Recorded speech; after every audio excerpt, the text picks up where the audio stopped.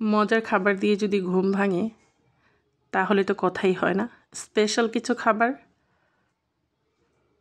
আসসালামু আলাইকুম, hello everyone, good morning.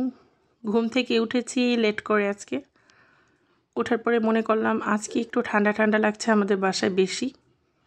চিন্তা করলাম আজকে খিচুড়ি রান্না করব, ভর্তা করব।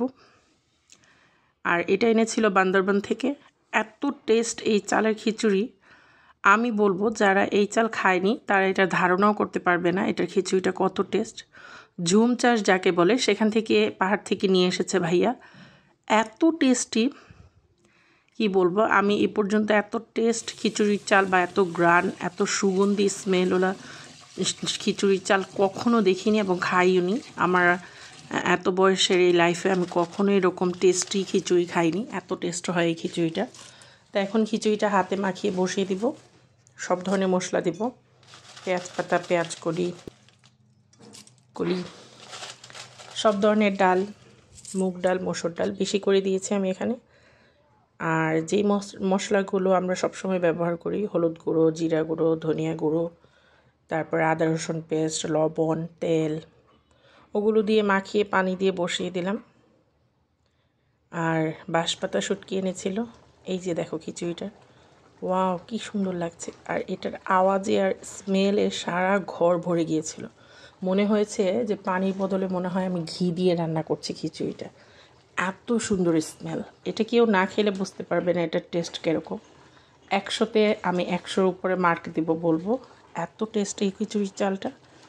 আমরা অবশ্য এই খিচুড়ি চালটা ঠিক করেছি আবার আনবো, বান্দরবন থেকে আনার চেষ্টা করব। এত ইউনিক একটা খিচুড়ি হয়েছে।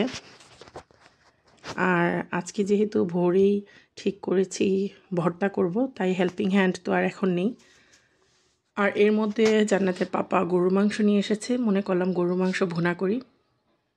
ভর্তার আরও আইটেম করব ভেবেছিলাম, কিন্তু গরুর মাংস ভুনা করার জন্য চিন্তা করলাম শুধু শুটকির ভর্তা করব।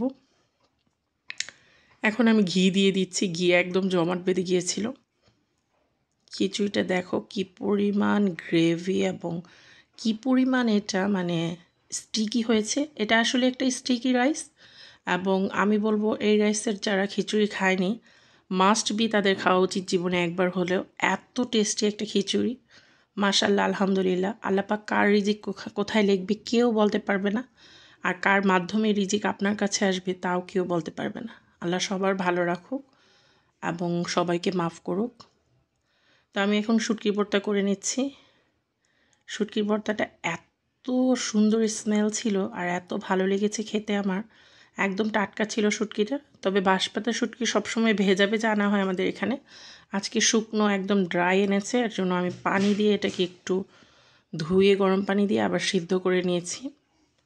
খিচুড়িটা হয়ে গিয়েছে আর এখানে শুটকির ভর্তাটা মাশাআল্লাহ কি সুন্দর হয়েছে।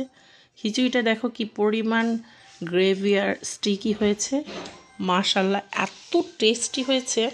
আমি বলবো মোস্ট অফ দ্য ফেভারিট হয়ে যাবে যারা এই খিচুড়ি চালটা পাবে এবং রান্না করে খাবে।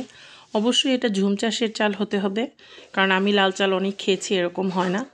এটা দেখতে যেরকমই হোক, খেতে হয়েছে 100-তে 100, মাশাআল্লাহ, আলহামদুলিল্লাহ। সকাল সকাল যা হয় আর কি, একটা হ্যাভি ব্রেকফাস্ট করে নিলাম। সকাল সকাল খিচুড়ি, তার সাথে ছিল ভর্তা আর ছিল গরুর মাংস। আর এখন আমরা টিভি দেখছি। আমার মেয়েকে দেখো বাথটবে শুয়ে শুয়ে সে টিভি দেখবে। বাচ্চাদের জীবনটা এরকম, হ্যাপি হ্যাপি টাইম কাটে সবসময়, মাশাআল্লাহ, আলহামদুলিল্লাহ। আর এখন রাত হয়ে গিয়েছে, রাতে 1 কাপ মালাই দুধ দিয়ে যদি হয় গুড নাইট, তাহলে কেমন হয়। Bye bye.